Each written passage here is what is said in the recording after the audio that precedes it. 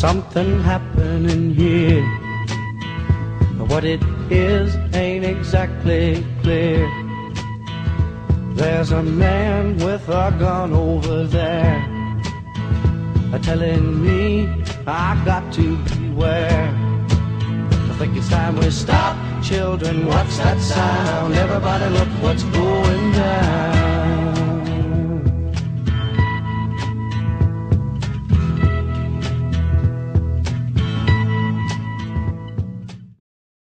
Thrice the brinded cat hath mewed, thrice and once the hedge pig whined. Harpier cries, "'Tis time, 'tis time." Round about the cauldron go, in the poison entrails throw. Toad that under cold stone days and night has 31 sweltered venom sleeping got. Oil thou first in the charmed pot. Double, double, toil and trouble, fire burn and cauldron bubble. Fillet of a fenny snake, in the cauldron boil and bake. Eye of the newt and toe of the frog, wool of a bat and tongue of a dog. Adder's fork and blind worm's sting, lizard's leg and dowled wing. For a charm of powerful trouble, like a hell both boil and bubble. Double, double, toil and trouble, fire burn and cauldron bubble. Scale of a dragon, tooth of a wolf, witch's mummy, Mac and Wolf. Of the ravine, salt sea shark, root of hemlock digged in the dark. Liver of blaspheming Jew, gall of goat and slips of yew, slivered in the moon's eclipse.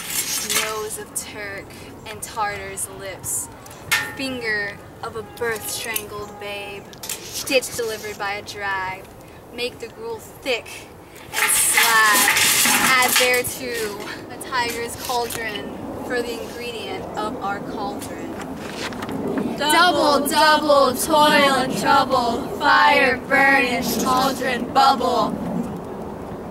Cool it with the baboon's blood, then the charm is firm and good. Oh, well done. I commend your pains, and everyone shall share in the gains. And now about the cauldron sing, like elves and fairies in a ring, enchanting all that you put in.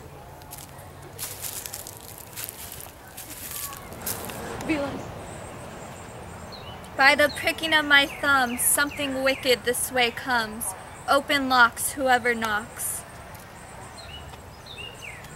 How now, you secret black and midnight hags? What is it you do? A deed without a name. I conjure you by that which you profess. However, you come to know. Answer me.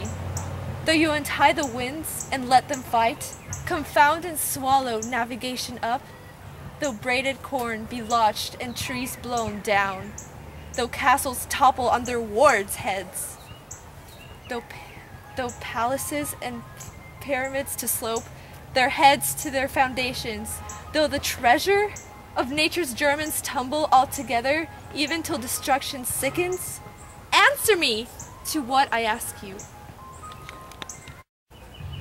Speak. Demand. Will answer. Say if thee hadst rather hear it from our mouth or from our masters. Call him, let me see him.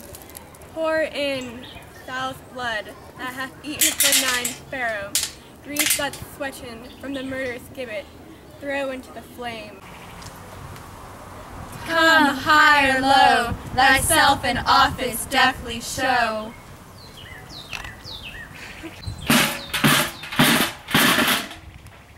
Tell me, thou unknown power.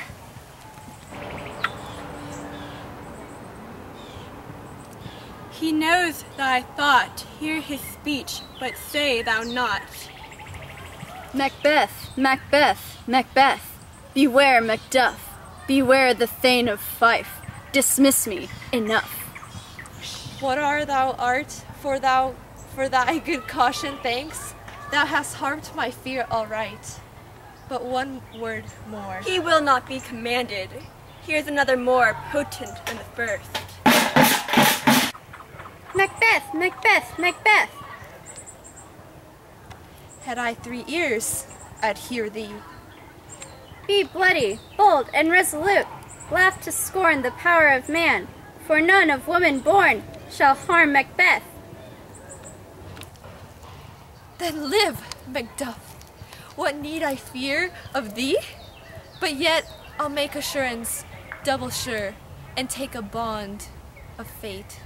Thou shalt not live, that I may tell pale-hearted fear it lies, and sleep in spite of thunder.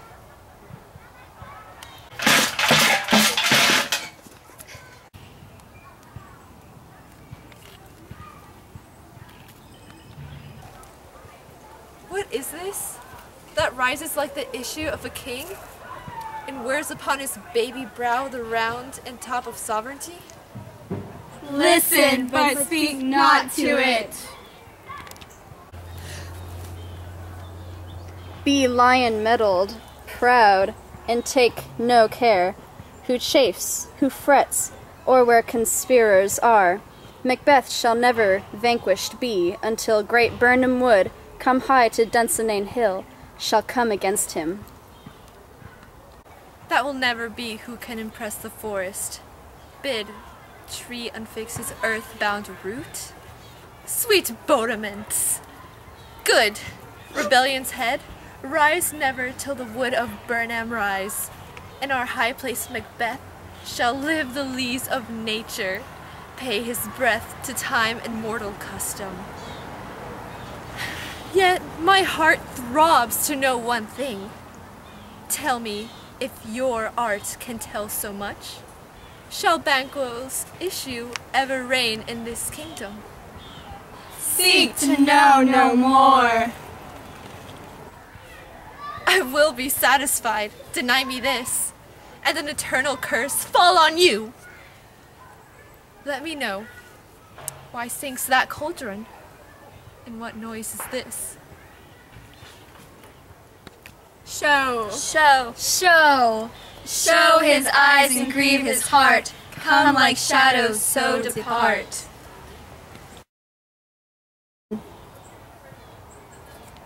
Thou art too like the spirit of Banquo. Down. Thy crown does sear mine eyeballs, and thy hair, thou other gold-bound brow, is like the first. A third is like the former. Filthy hags! Why do you show me this? A fourth?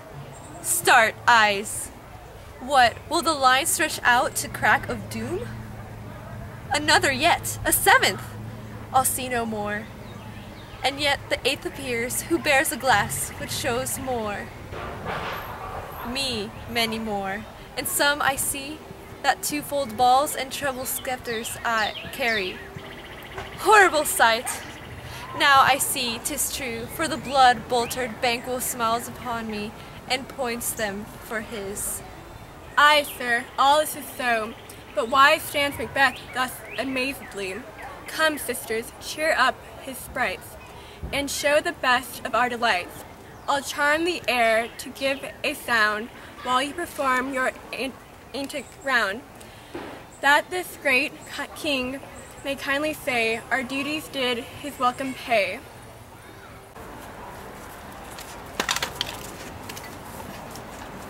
Where are they? Gone? Let the pernicious hour stand accursed in the calendar. Come in without there.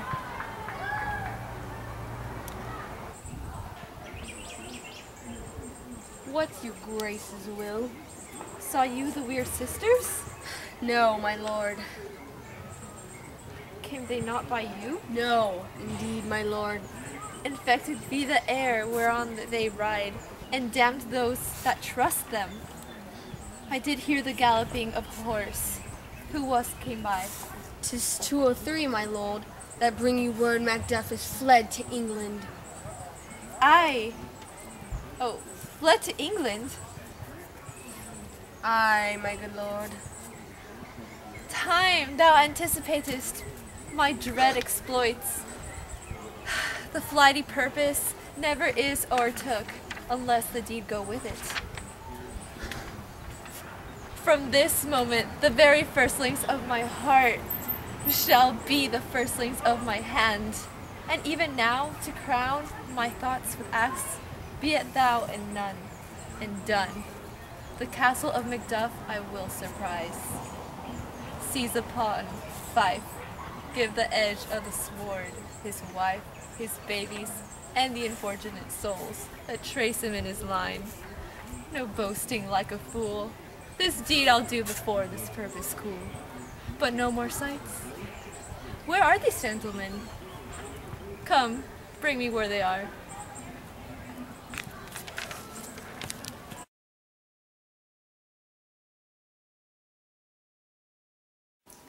What had he done to make him fly the land? You must have patience, madame. He had none. His flight was madness. What our actions do not, our fears do make us traitors. You know not whether it was his wisdom or his fear. Wisdom? To leave his wife, to leave his babes, his mansion and his titles in a place from whence himself does fly? He loves us not. He wants the natural touch.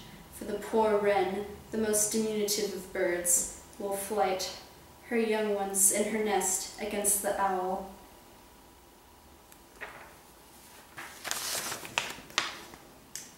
All is fear, and nothing is the love, as little as the wisdom, where the flight so runs against all reason. My dearest coz, I pray you school yourself, but for your husband.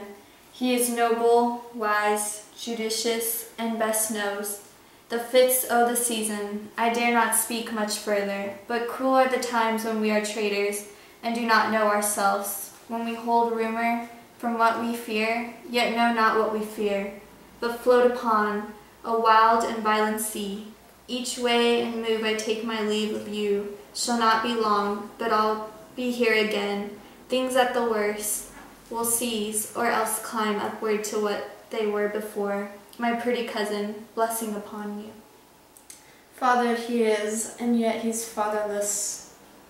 I am such a fool. Should I stay longer, it would be my disgrace and your discomfort. I take my leave at once. Sirrah, your father's dead. And what will you do now? How will you live? As birds do, mother. What, with worms and flies? With what I get, it's 30 days. Poor bird, thou'dst never fear the net, nor the lime, the pitfall, nor the gin. Why should I, mother? Poor birds, they are not set for. My father is not dead, for all you are saying. Yes, he is dead. How wilt thou do for a father? Nay, how will you do for a husband? Why, I can buy me 20 at any market.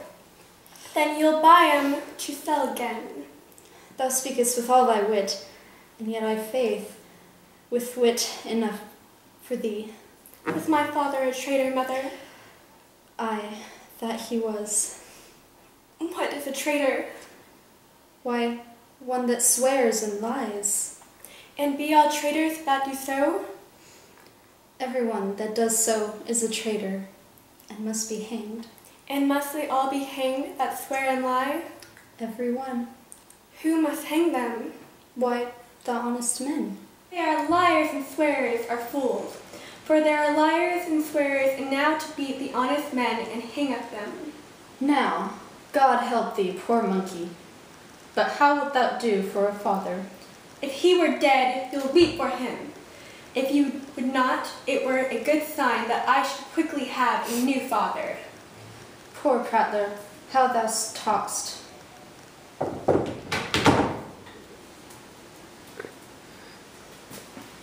Bless you, fair dame. I am not to you known, though in your state of honor I am perfect. I doubt some danger does approach you nearly. If you will take a holy man's advice, be not found here. Hence, with your little ones. To fright you thus, methinks I am too savage. To do worse to you were felt cruelty, which is too nigh your person. Heaven preserve you. I dare abide no longer. Whither should I fly? I have done no harm, but I remember now that in this earthly world, where to do harm is often laudable, to do good sometime accounted dangerous folly, why then, alas, do I put that womanly defense to say I have done no harm? What are these faces? Where is your husband? I hope in no place so unsanctified, where such as thou mayst find him. He's a traitor! Thou liest, thou shag-haired villain! What? You ass! Young crime! Treachery! You have killed me, mother! Run away, I pray you! Murder! Murder!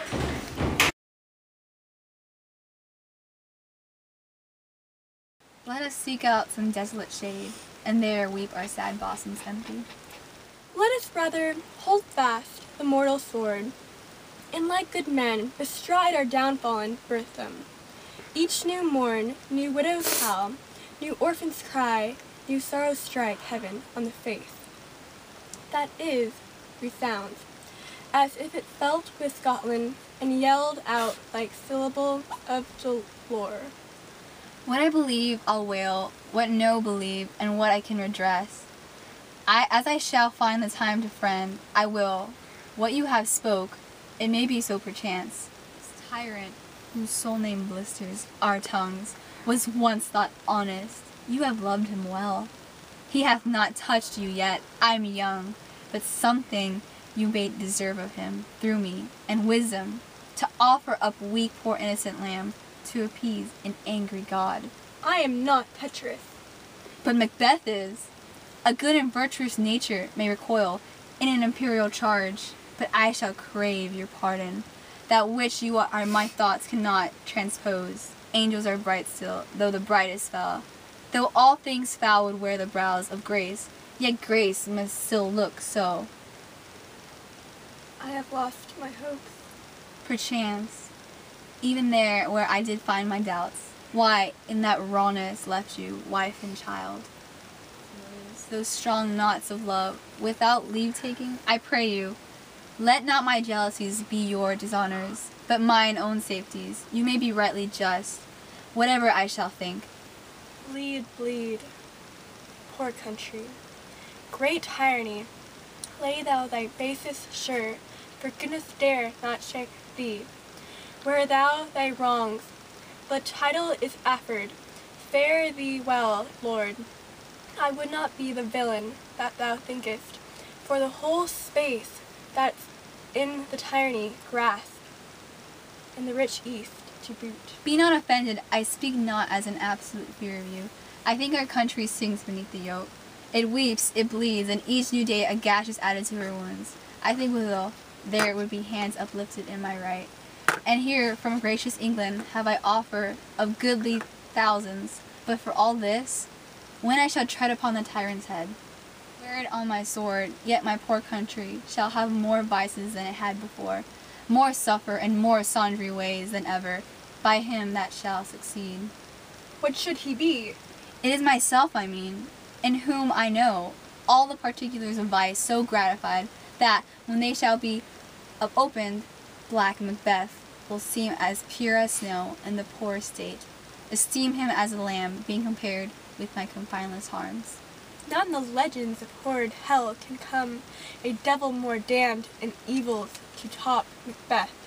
I grant him bloody, luxurious, avaricious, false, deceitful, sudden, malicious, smacking of every sin that has a name, but there's no bottom, nut, in my voluptuousness, your wives, your daughters, your matrons, and your maids.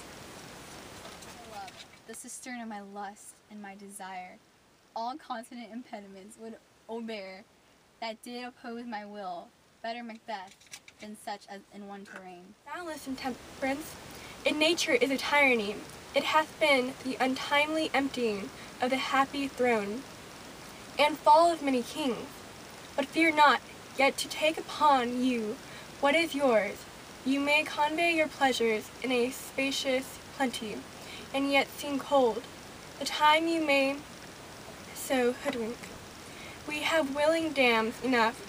There cannot be that vulture in you to devour so many, as will to greatness dedicate themselves, finding it so inclined. With this there grows in my most ill-composed affection such a staunchless avarice that, were I king, I should cut off the nobles for their lands, desire his jewels, and this other's house, and my more having would be as a sauce, to make me hunger more, that I should forge quarrels unjust against the good and loyal, destroying them for wealth. Avarice sticks deeper, grows more pernicious root than summer seeming lust, and it hath been the sword of our slain kings. Yet do not fear, Scotland hath poisons to fill up your will. Of your mere own, all these are portable, with other graces weighed. But I have none, the king becoming graces, as justice, verity, temperance, stableness, bounty, perseverance, mercy, lowliness, devotion, patience, courage, fortitude. I have no relish of them, but abound in the division of each several crime, acting in many ways. Nay, and I, power, I should pour the sweet milk of concord into hell, uproar the universal peace, confound all unity on earth. Oh, Scotland, Scotland! Such a one be fit to govern. Speak, I am as I have spoken. Fit to govern? No, not to live. O nation miserable, with an untitled tyrant bloody sceptred. When shalt thou see thy wholesome days again, since that the truest issue of thy throne, but his own interdiction stands accused, and does blaspheme his breed. Thy royal father was a most sainted king. The queen that bore thee, oftener upon her knees than on her feet, died every day she lived. Fare thee well. These evils thou reapest upon thyself have banished me from Scotland. O my breast, thy hope ends here. Macduff, this noble passion, child of integrity, hath from my soul wiped the black scruples, reconciled my thoughts to thy good truth and honor. Devilish Macbeth, by many of these trains hath sought to win me into his power, and modest wisdom plucks me from over-credulous haste. But God above, deal between thee and me, for even now I put myself to thy direction, and unspeak mine own detraction. Here abjure the taints and blames I laid upon myself. For strangers to my nature, I am yet unknown to woman, never was forsworn, scarce have coveted what was my own. At no time broke my faith, would not betray the devil to his fellow in delight, no less in truth than life. My first false speaking was this upon myself. What I am truly is thine and my poor country's to command, whither indeed, before thy here approach, owed seaward with 10,000 warlike men, already at point with setting forth. Now we'll together, in the chance of goodness, be like our warranted quarter. Why are you silent? Such welcome and unwelcome, things at once, 'tis hard to reconcile. Well, more anon, comes the king forth, I pray you. Aye, sir. There are a crew of wretched souls that stay his cure. Their malady convinces the grey essay of art, but at his touch, such sanctity hath heaven given his hand, they presently amend. Thank you, doctor. See, who comes here? My countryman, but yet I know him not. My ever-gentle cousin, welcome hither. I know him now. Good God, the times remove, the means that makes us strangers. Sir, amen. Stand, Scotland, where it did. Alas, poor country, almost afraid to know itself, it cannot be called our mother, but our grave, where nothing but who knows nothing is once seen to smile, where sighs and groans and shrieks the wren that are air, are made not marked, where violent sorrow seems a modern ecstasy. The dead man's knell is there scarce asked for who, and good men lives, expire before the flowers in the caps, dying or ere they're sicken. Oh, relation, too nice and yet too true. What's the newest grief? That of an hour age doth the speaker. Each minute teems a new one. How does my wife? Why, well, And all my children? well too. The tyrant has not battered at their peace. No, they were well at peace when I did leave them. But not a niggard of your speech. How goes it? When I came hither to transport the tiding, which I have heavily borne, there ran a rumor of many worthy fellows that were out, which was, to my belief, witness the rather, for that I saw the tyrant's power afoot. Now is the time of help. Your eye in Scotland would create soldiers, make our women fight to doff their dire distress. Be it their comfort, we are coming thither. Gracious England has lent us good sword and 10,000 men, an older and a better soldier none, that Christendom gives out.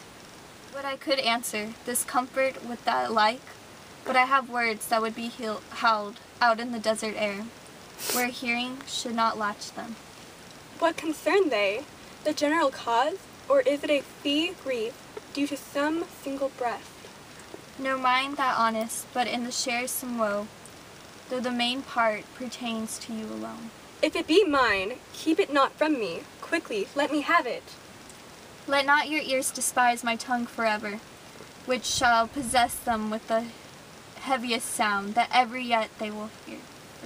Hum, I guess at it. Your castle is surprised, your wife and babes savagely slaughtered, to relate the manner where, on the quarry of these murdered door, to add the death of your.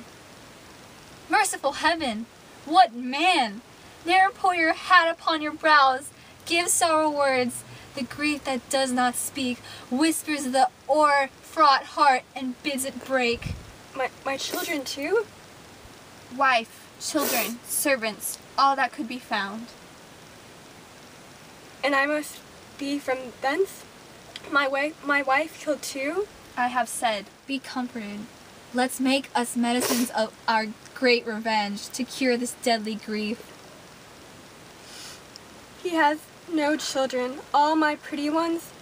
Did you say all? Oh, hell kite, all? What? All my pretty chickens, and their dam at one fell swoop? Dispute it like a man. I shall do so, but I must also feel it as a man. I cannot but remember such things were, that were most precious to me. Heaven look on, it would not take their part. Sinful Macduff, they were all struck for thee, not that I am, not for their own demerits, but for mine. Fell slaughter on their souls, heaven rest them now. Be this the whetstone of your sword. Let grief convert to anger. Blunt not the heart, enrage it. Play the women with mine eyes, and braggart with my tongue. But gentle heavens, cut short all intermission. Front to front, bring thou this fiend of Scotland, and myself, within my sword's length, set him. If he scape, heaven forgive him too. This tune goes manly. Come, go we to the king. Our power is ready. Our lack is nothing but our leave. Macbeth is ripe for shaking, and the powers above put on their instruments. Receive what cheer you may. The night is long that never finds the day.